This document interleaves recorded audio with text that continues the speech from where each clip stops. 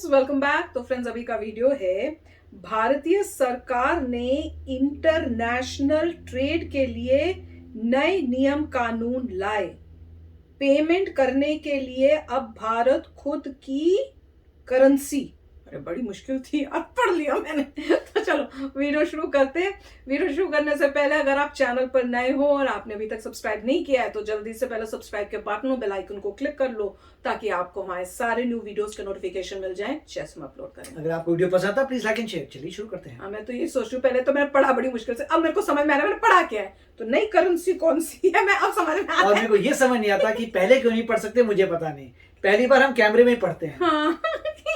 तभी तो हिंदी में लिखा था, इतना मुश्किल हो रहा था यार कि सब पढ़ते पढ़ते यही नहीं दिमाग तक जा रहा था, पढ़ क्या रही हूँ। तो चलो शुरू करते हैं। अमेरिका की करेंसी यूएस डॉलर के ऊपर भारत के सेंट्रल बैंक यानी रिजर्व बैंक ऑफ इंडिया ने बड़ी कार्रवाई की है। टू बी प्रिसाइज, कार्रवाई डायरेक्टली यूएस डॉलर के ऊपर नहीं हुई, बल्कि अब यह फैसला किया गया है कि जितना पॉसिबल हो सके भारत अमेरिका की करेंसी यूएस डॉलर को अब से अवॉइड करेगा, यानी पेमेंट्स करने के लिए यूएस डॉलर का इस्तेमाल नहीं होगा। पिछले कई हफ्तों से हम देख रहे हैं कि भारत की currency Indian rupees US dollar के मुकाबले लगातार अपने ऐतिहासिक लो के ऊपर जा रही थी, यानी नीचे गिर रही थी। आज भी एक यूएस डॉलर की कीमत वीडियो रिकॉर्ड करते समय 79 रुपीज 52 पैसा है और भारतीय सरकार ने अगर जल्द कोई सुधार नहीं किया तो आगे आने वाले 1-2 दिन के अंदर ही एक यूएस डॉलर के मुकाबले भारतीय रुपी 80 का आंकड़ा भी पार कर लेगा।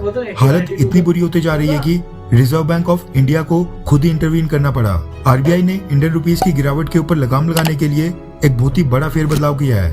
एक ऐसा कदम उठाया है जिससे 1 या 2 नहीं बल्कि भारत के 3 गोल्स पूरे हो जाएंगे। एक तो जो भारत की currency Indian rupees US dollar के मुकाबले लगातार हर हफ्ते डिवैल्यूएट हो रही है, नीचे गिरते जा रही है, उसके ऊपर रोक लगेगी। दूसरा तो भारत अपने फॉरेन करेंसी रिजर्व्स को खाली होने से बचा पाएगा, यानी अब हमें पेमेंट करते समय विदेशों को यूएस डॉलर, यूरो या फिर कोई और मेजर करेंसी नहीं लुटानी पड़ेगी। इसके अलावा तीसरा फायदा ये होने वाला है कि भारत को अपने दोस्त रशिया और ईरान के साथ ट्रेड करने में भी बहुत ही आसानी हो जाएगी।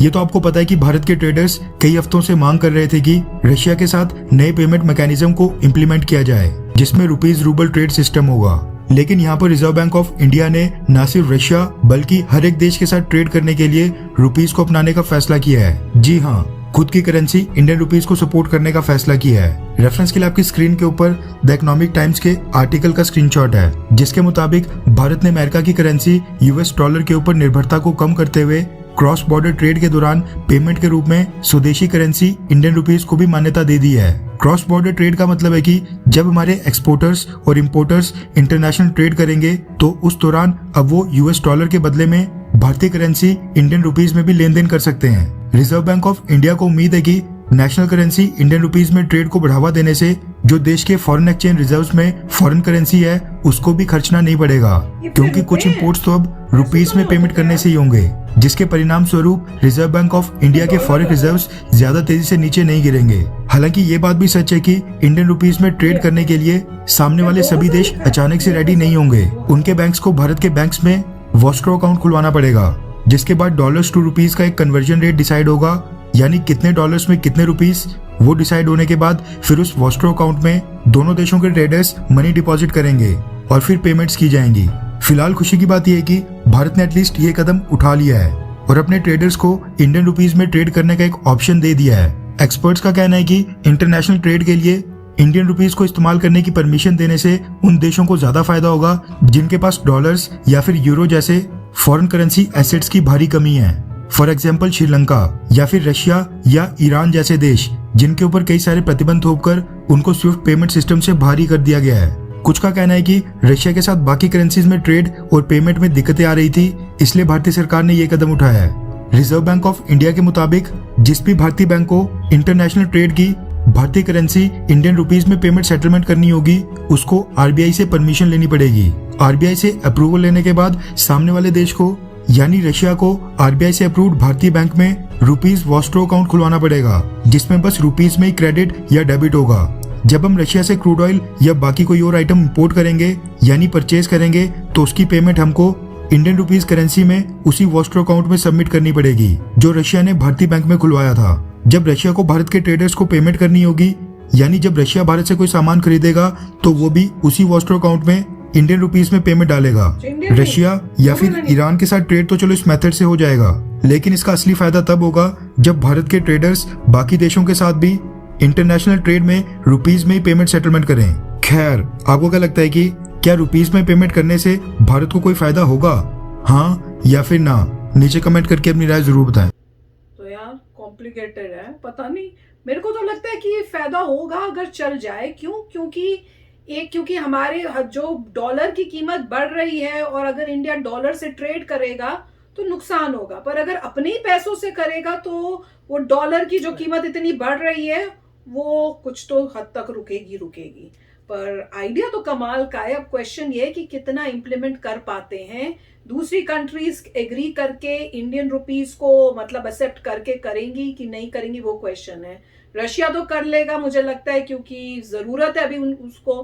पर जिन कंट्रीज को जरूरत नहीं है वो क्या ही एक्सेप्ट करेंगी? वो तो चाहेंगी कि भाई हमें डॉलर में ही हो। तो क्वेश्चन तो वहां है, पर आइडिया तो कमाल का है। देखिए, पॉइंट ऐसा होता है कि जिस कंट्री की इकोनॉमी सबसे स्ट्रांग है और जो कंट्री सबसे स्ट्रांग है उसी की करेंसी की ज़्यादा डिमांड होती है। तो जिसकी करेंसी की ज़्यादा डिमांड है वो ऊपर चलता है और दूसरों की नीचे आती है। अगर मान लीजिए कोई व्यापारी है और उसको ऑप्शन दे भैया ये आपको या तो श्रीलंकन करेंसी दे देते हैं या यूएस डॉलर दे देते हैं, तो वो क्या चूज करेगा? वो बोलेगा यूएस डॉलर। वो बोलेगा पता नहीं कब तुम्हारी कंट्री डूब जाए, बोला पैसा की यूज पैसा ही गया। तो इसीलिए हर बंदा ऐसे सोचता है। अगर आप और कंपेयर करें तो दो ऑप्शन मिले हैं, तो यही बोलेगा यूएस, इससे पहले कि यूएस डूबे दुनिया का मोस्टली हर कंट्री डूब जाएगी, उसके लास्ट यूएसए डूबेगा। तो मतलब लोगों का ऐसा विचार है कि लास्ट यूएसए ही डूबेगा, तो इसलिए कहते हैं यूएसए का करेंसी दे दो, उसमें मेरा मैक्सिमम मतलब लॉस नहीं होगा, मतलब मेरा ज्यादा सेफ है। मेरा रिस्क जो है जीरो के करीब है अगर मैं यूएस की करेंसी लेता हूं। मगर अगर किसी और की करेंसी लेता हूं तो वो कंट्री डूब गई तो मेरा पैसा जाया। तो इसीलिए जो है सभी लोग यही, क्योंकि अब ये वॉर हो रही है यूक्रेन वर्सेस रशिया में, टेंशन आ रही है। पहले कोविड की टेंशन थी, तो नेट रिजल्ट ये जिसको भी सेफ रहना है वो बोल रहा है भैया ये मेरा माल है, इसकी पेमेंट में डॉलर में कर देना और ले लो मेरा माल। क्यों? क्योंकि उसको पता है कि डॉलर सेफ है। इससे पहले कि डॉलर गिरे और 36 दुनिया के लोग गिरेंगे, लास्ट में वो गिरेगा, इसीलिए सेफ है। अब अगर मान लीजिए इंडिया कहता है कि हम रुपीस में करेंगे और अगर वो कर पाते हैं तो रुपये की डिमांड बढ़ेगी। रशिया का जो रूबल है अभी ऊपर क्यों चल रहा है? क्योंकि उसने फोर्स किया लोगों को कि मैं तुमसे बिजनेस तभी करूंगा अगर तुम रूबल में करो। उससे रूबल की डिमांड ऊपर आ गई, टेम्पररी है।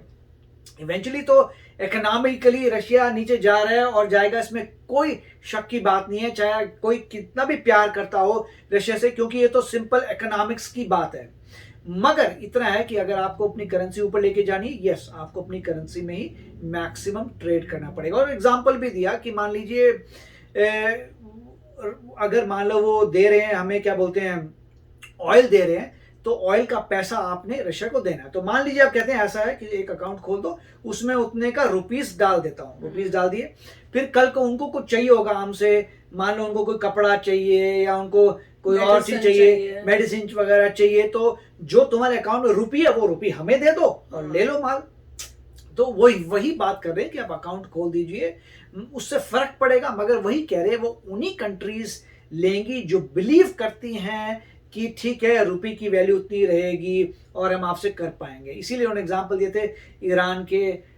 तो जिन जिन कंट्रीज की प्रॉब्लम है डॉलर्स में, ईरान और ये रशिया, जिनकी प्रॉब्लम है डॉलर्स में, जिनका डॉलर्स नहीं है, वो आपसे ट्रेड कर सकते हैं। दूसरे लोग रिस्क नहीं उठाएंगे क्योंकि वो उसी फिलॉसफी पे आएंगे कि मेरे को सबसे मिनिमम रिस्क चाहिए, तो मेरे को जो है या तो तुम डॉलर दे दो या युआन दे दो। चाइनीज भी, क्योंकि चाइनीज भी इतने स्ट्रांग हो रहे हैं, अब मुझे पता नहीं कितने समय तक डॉलर रहेगा जिंदाबाद, क्योंकि अगर जब चाइना बन जाएगा नंबर 1 तो पॉसिबल है चाइनीज कोशिश करेंगे कि युआन तो पहले से बहुत कोशिश काफी करें। मगर फर्क सिर्फ ये है कि यूरोप जो है इतना बड़ा, जो यूरोपियन यूनियन है, वो कहेगा नहीं हम डॉलर को ही सपोर्ट करते हैं, कनाडा डॉलर को। तो बहुत सारे संगठन आ जाएंगे क्योंकि कहेंगे आप सिर्फ चाइना की जीडीपी नहीं देख सकते, वो कहेंगे आप European union plus US plus UK, क्योंकि यूके अब यूरोपियन का पार्ट नहीं है, इन तीनों की, कनाडा जितने, ऑस्ट्रेलिया, वो बोलेंगे सब मिला लो जीडीपी। अब कितनी जीडीपी हमारी ज्यादा है तो इसलिए हम डिमांड करते हैं कि हम डॉलर में काम करेंगे। तो अल्टीमेटली ऐसा अलायंसेस होंगे डॉलर के लिए, जबकि ऐसा होगा कि यूएस डेफिनेटली एक समय पे लार्जेस्ट इकोनॉमी नहीं होगा। फिर भी काफी अच्छा, वेरी नाइस। आप भी बस शेयर करना अपने थॉट्स। तो चलो चलते हैं, मिलेंगे नेक्स्ट वीडियो में बहुत ही जल्द। Till then take care and bye bye. तो अगर आप मेरे इस चैनल पे नए हो तो जल्दी से सब्सक्राइब के बटन को हिट करो और बेल आइकन को क्लिक करो, ताकि आपको मेरा जब नया वीडियो मैं लगाऊं आपको उसके बारे में जल्दी से पता चल जाए।